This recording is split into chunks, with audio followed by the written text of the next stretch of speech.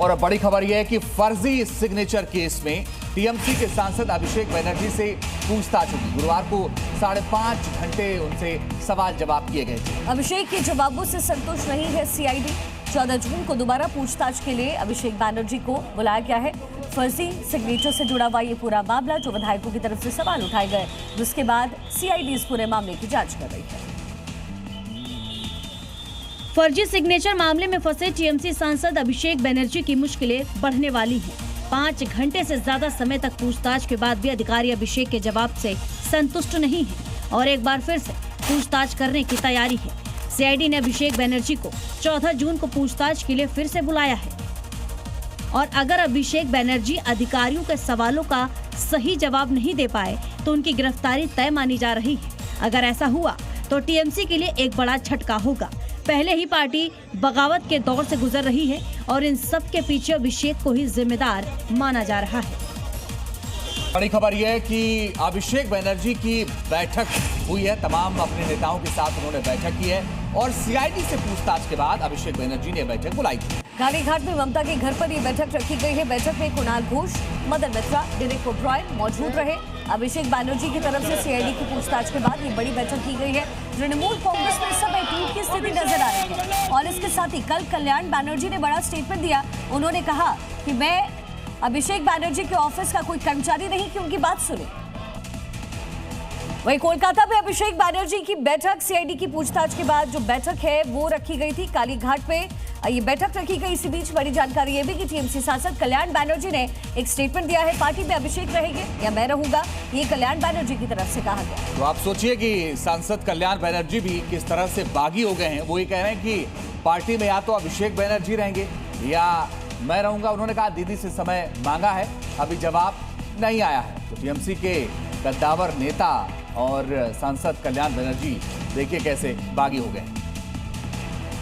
मामा तू मानुष है, माँ मेरा पार्टी है। If you leave Abhishek Banerjee, I am there. राजनीति में जज्बात बदलते समय नहीं लगता। जो 48 घंटे पहले पार्टी को मां बता रहे थे, उसी मां को छोड़ने की बात कह रहे हैं और साफ शब्दों में ममता बनर्जी को चेतावनी देती है। इतना ही नहीं, कल्याण बनर्जी ने बंगाल में टीएमसी की हार के लिए भी अभिषेक बनर्जी को जिम्मेदार ठहराया है। He should understand because of him that we have lost it. साथ ही आरोप लगाया है कि अभिषेक उन्हें नीचा दिखाने का काम कर रहे हैं। उनका रवैया अहंकारी है। तो टीएमसी सांसद अभिषेक बनर्जी की बढ़ती मुश्किलों के बीच अब उनके खिलाफ राजनीतिक बयानबाजी भी तेज हो गई है। टीएमसी के पूर्व नेता रिजू दत्ता ने अभिषेक बनर्जी पर बड़ा हमला बोला है और पार्टी में फूट के लिए जिम्मेदार उन्हें ठहराया है। टीएमसी में टूट के बीच अब अभिषेक बनर्जी पर गिरफ्तारी की तलवार लटक रही है। पहले सांसदों और विधायकों ने पार्टी से किनारा किया और अब ममता बनर्जी की सबसे करीबी नेता और भतीजी अभिषेक बनर्जी की मुश्किलें बढ़ गई हैं, जिसके बाद अब रिजू दत्ता ने अभिषेक बनर्जी पर पार्टी को नुकसान पहुंचाने और मनमानी करने का आरोप लगाते हुए बड़ा हमला किया है और कहा है कि युवराज के चक्की पीसने का टाइम आ गया है। इनके साथ जो होगा वो होगा।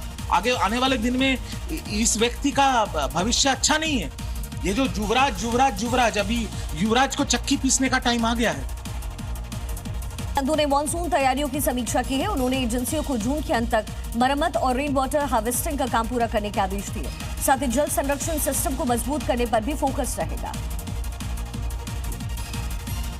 दिल्ली के स्वरूप नगर में संदिग्ध ड्रग्स लैब का भांडाफोड़ किया गया। पुलिस रेड के दौरान महिला ने 4थी मंजिल से छलांग लगा दी, जिससे महिला की मौके पर ही मौत हो गई। पुलिस ने भारी मात्रा में रसायन और ड्रग्स बरामद किए। सब्जी मंडी के पीजी में 4थी मंजिल पर भीषण आग लग गई। फ्लैट में अवैध रूप से पीजी संचालित किया जा रहा था। दमकल ने मौके पर पहुंचकर आग पर काबू पाया और राहत बचाव का कार्य चलाया। पुलिस आग के कारणों की जांच में जुटी। उपराज्यपाल के निर्देश पर दिल्ली को हरा भरा बनाने के लिए डीडीए ने एक विशाल पौधारोपण अभियान शुरू करने की घोषणा की है। इसके तहत करीब 23 लाख देशी पौधे लगाए जाएंगे। पौधारोपण का काम जुलाई 2026 के पहले सप्ताह से सितंबर 2026 के मध्य तक चलेगा। दिल्ली सरकार ने ओजोन क्षेत्र में रहने वाले तकरीबन 15 लाख लोगों को बड़ी राहत दी है। 91 अनाधिकृत कॉलोनी और 1 दर्जन पुराने गांव में बने हुए मौजूदा घरों पर किसी भी प्रकार की डिमोलिशन कार्रवाई नहीं हुई।